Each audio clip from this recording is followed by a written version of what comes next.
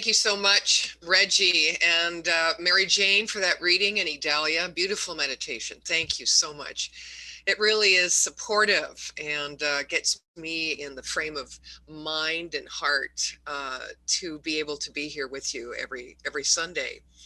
And so I welcome you, Columbia CSL, and all of those that are tuning in from far and wide. It really is good to be here. My soul-called life is all about being here to go home. You know, we as individuals, I don't think can create the breakthroughs for our own soul, just like we're not responsible for creating our own legs. You know, our soul's breakthrough is less like making an effort that produces a result and more like letting go and allowing a higher force to fill the vacuum. You know what they say, God does not know a void. The Christian mystics conveyed this point long ago in saying, finding does not come from seeking. Seeking comes from finding. I'll say that again and I'll let you ponder that. It's a great journaling, contemplative question. Finding does not come from seeking. Seeking comes from finding. Kind of reminds me of Eckhart Tolle's statement, if consciousness creates our reality, then what creates the quality of our consciousness? You know, I've been seeking self-acceptance for years, since I was a little one and I left home. And I've also faked self-acceptance for years. And what brought me to that conclusion, and I would say that's probably, I don't know, 10 years ago, was the startling realization that my opponent was not what challenges life presented to me or the circumstances of my life, but rather my own feeling that it does not matter if I was harmed. Bottom line, whether I lived or died. Now that may seem shocking to some of you. I think that all of us, if we're honest, ask that question if we are not congruent with our nature, our soul, if we're not living from that place of true north within us, but we're more compromised in our decisions and our relationships.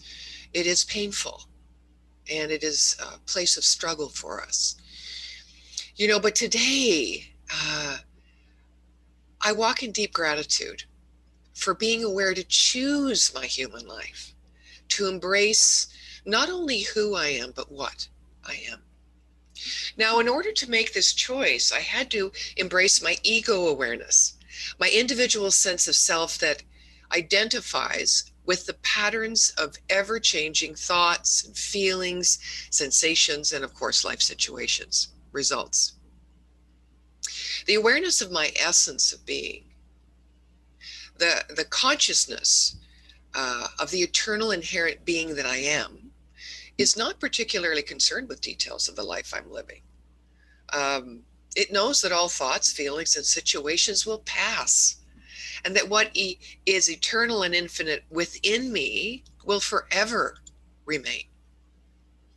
The essence awareness can give me the perspective needed to ensure that I do not drown in the conditions of daily living, or that I become so identified with my ego that the constancy of a changing reality feels life-threatening. On the other hand, ego awareness is needed if I am to inhabit fully the life I have. Every characteristic of my ego can be used to open to a deeper awareness of my essence, in fact, and can facilitate living what and who I am fully. Having a healthy lack of attachment to the outcome of daily living is really not the same thing as the indifference that comes from not fully committing to a human life. My ego is who I am. My essence is what I am. And without ego awareness, my life would lack fire and direction. And without essence, my life would lack meaning and connection. I believe that our soul is found inside the mystical marriage of both.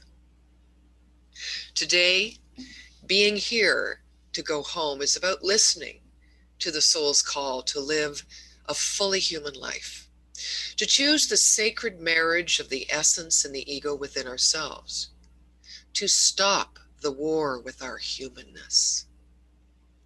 Without this marriage, I think we will continue the struggle of searching, seeking, always identifying exclusively with one or the other, never feeling quite whole nor at peace. I know that when I identify more so with my ego, I do find myself suffering from this sense of terminal uniqueness or need to be special or acknowledged. You know, when we become, I think from that place, dangerously inflated, even believing that we are God creating and controlling all aspects of reality within our thoughts, or then again, when defeated and deflated, we feel we are the worst person alive, failing as no other has.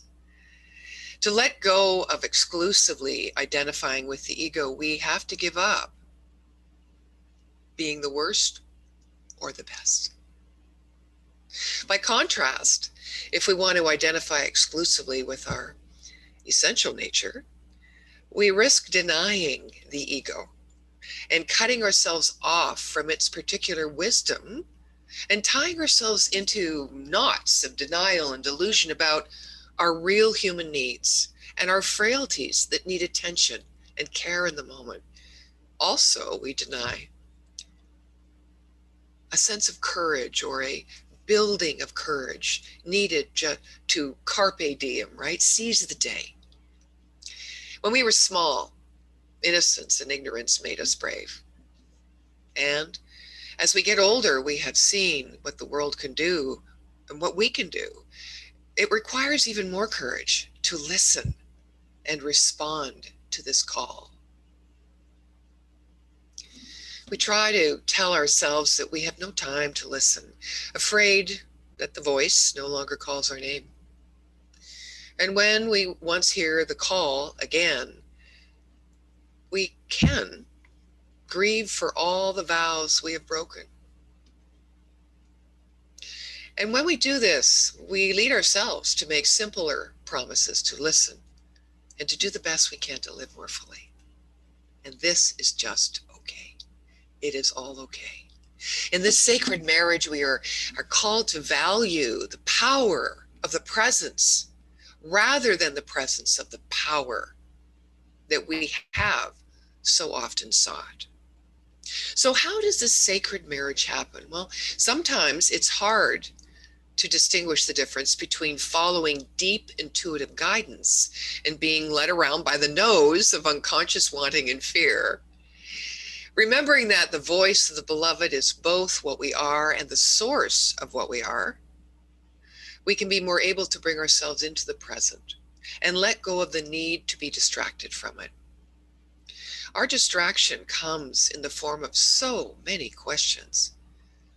It doesn't often come in the face, or the space, should I say, of stillness, allowing the answers to come in divine right timing. Why is it we always seem obsessed with putting a question mark where God has put a period? Rumi says, the mystery does not get clearer by repeating the question, nor is it bought with going to amazing places. Until you have kept your eyes and your wanting still for 50 years, you don't begin to cross over from confusion.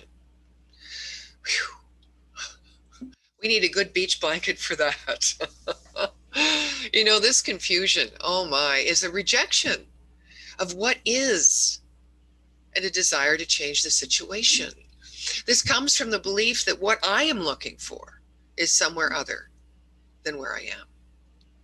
Granted, even though our seeing is sometimes more mindful when we are surrounded by the new, we risk getting caught up in spending all our time and energy moving about searching instead of seeing that what we long for is right here. I think we need a new way of seeing more than we need to see new things and places.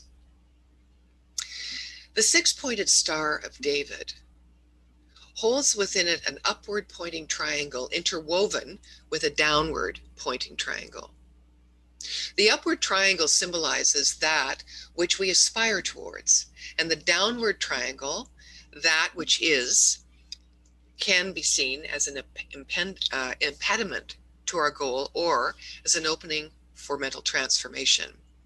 Now, this place where the goal or God is not seen is also the same place where God can be experienced. And we've got to remember that.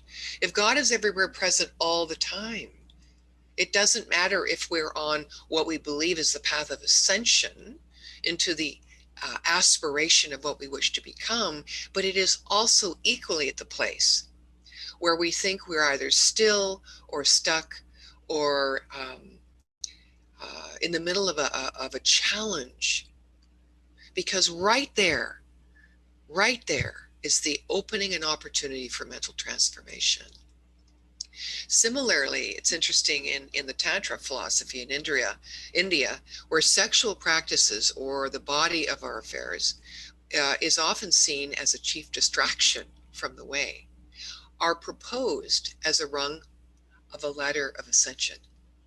Right? Often we think if we stop to tend our body, we're going to lose our pace, our stride, our mental acuity, our focus. I've thought that. I've just dragged my body through most of my life. It's been a great body. It served me well until I actually honored it and realized it was a temple, equal of the same honor and respect as I give my heart and I give my mind. So what's the obstruction in your life? Obstructions are places where one gives power to duality, where one does not see God. Now, this idea of non-dualistic seeing can not only create the embodiment of unity everywhere, but is foundational to the bravery needed to live and love from the unique expression each of us have been born to be. I want to share with you, excuse me, a fable from India. It begins with a tigress, pregnant and starving, that comes upon a herd of goats, upon which she pounces with such energy and force that she loses her own life, giving birth to her offspring. Meanwhile, the goats have scattered, and upon their return, they find this newborn tiger with its dead mother. So they adopt it. It learns how to bleat and eat grass, which doesn't do much for its physical well-being. When the tiger reaches adolescence, a larger male tiger pounces on the herd and the goats scatter again. But the little fellow is a tiger, so he just stands there. And the male tiger asks, "Are you living here with these goats?" He replies, "Meh." The older tiger, mortified, swats him back and forth a couple of times, causing this pathetic little bleats and the eating of grass to assuage his embarrassment. The older tiger decides to take the little fellow to a still pond. Now, as we know, the favorite Indian image to symbolize the idea of yoga is still water. Yoga being the intentional stopping of the spontaneous mind stuff. Our minds are like ponds, blown upon by the wind, so that the forms that we see are simply flashing images that come and go in the field of time, but beneath all of them is the substantial form of forms, that substance from which all things are made. Now, without wind remains the perfect image beneath all of these changing forms. Well, the little tiger sees his face for the first time and realizes it looks like the older tiger's face. He is then told he is not a goat, but a tiger, Be like me, says the older tiger. He is picked up and taken to the tiger's den, where he is told to open his mouth to take in a bloodied piece of remaining gazelle carcass. Well, the little fellow backs away and says, I'm a vegetarian. The older tiger mumbles nonsense and shoves the meat down his throat. He gags on it, as all do on true doctrine. But nevertheless, he is getting it into his blood, into his nerves, for it is his proper food, because it touches his proper nature. Spontaneously, he gives a tiger stretch and roars for the first time. The older tiger says, now you've got it. Let's go to the forest and eat tiger food. Life feeds on life. How are we tigers living like goats? What steps must be taken to live with our tiger face? Returning always to the center of our truth, walking on our path that we create from the deepest interior space within us, disregarding the cry and temptation of those whose diets are different. I've discovered that loneliness can get in the way of my return to the center of my truth sometimes. Do you feel that? And loneliness, I think, is the cause to that sense of seeking. To be human is to be lonely. And to be human is also to respond. And I think when we respond, our seeking from our mind turns into a longing for the soul. And the longing can be the response to our loneliness. It can move us out of our loneliness and point us into that deeper answer. Sometimes loneliness can lead us to new heights of creativity or to love. Sometimes it has led us to emotional paralysis, addiction. Sometimes it has moved us to a greater depth of openness towards God and others, to a fuller life. And sometimes loneliness has given us a glimpse of heaven, sometimes of hell, sometimes making human spirit, sometimes breaking it. But it has always affected it. For loneliness is one of the deepest, most universal, and most profound experiences that we have. Haven't there been times when you have lived knowing that others do not fully know and understand you, and that others can never fully know and understand you? Why? Because they're out there and you are in here. St. Paul calls this living as through a glass darkly, a riddle, a veil, a mist of unreality that separates us from God and others and from what is authentically real. But our hearts were not built to live as through a glass darkly, but to be in consummate union with God and others. When our hearts feel this feeling of loneliness, our minds give way to our restlessness and deeper longing. Have you ever let your restless energy push you in one direction then another?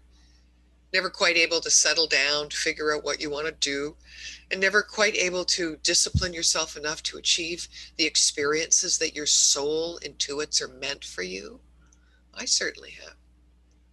And you know, at those times, I always think of this analogy, that when I live through my restlessness and longing, I'm kind of like a spring stream that branches out at random through many channels. These channels unto themselves tend to be small and meager, and the water, because of this, hardly moves. But if I could collect my wanderings and wildly scattered channels into one single stream, I would have a full and compact waterfowl, which would be useful for many needs of my life.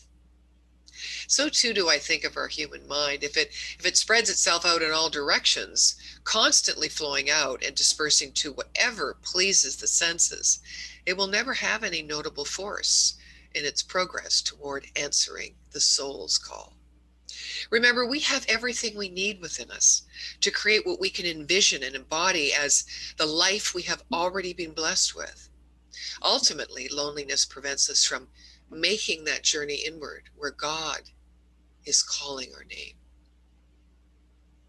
So how are we led out of the slavery of loneliness and its restlessness? Well, I'm sorry, but the answer is simple. Go within. Go within. They say that as you go within, you won't go without. Everything we think we lack, once again, is only and ever found within. Well, within what? Within what? Within our name that is called by our soul. You know, Abram became Abraham. Saul became Paul. Simon was renamed Peter. In each case, after an encounter with a higher level, an encounter that left the person fundamentally transformed, the name was changed. What is your name? And what does it mean? Everything and nothing without giving your attention to the call of the soul, which is to the I am of being. I'm going to switch gears here for a minute. Several years ago, author Greg Lavoie made a visit to a hands-on museum in San Francisco known as the Exploratorium. He saw an exhibit called a particle chamber. It was a glass box about the size of an oven, not a bread box, in which subatomic particles were made visible, appearing as if they were ordinary dust motes caught in a beam of light, or like the snow in one of those paperweight winter scenes.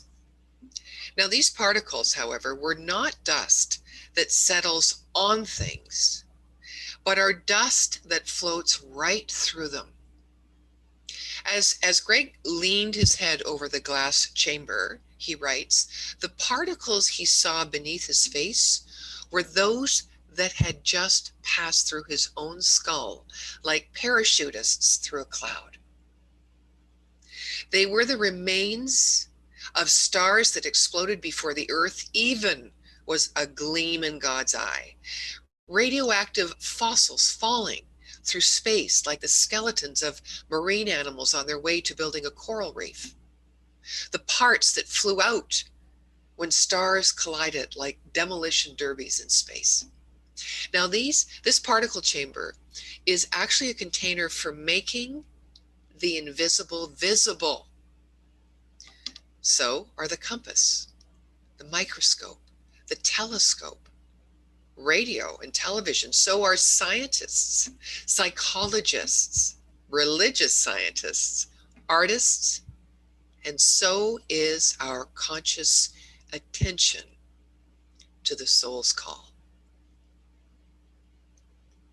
Our longing is a divine urge moving within the universal exploratorium.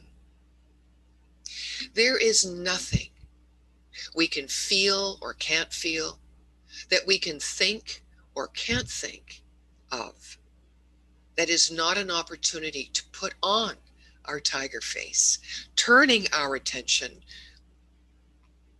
to the soul call,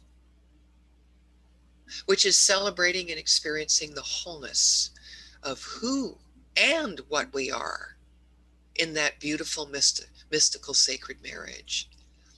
This is how we make the invisible particles visible. This is how we make God's substance come to life, uniquely expressing as us. This is how we live from the I am of our being out.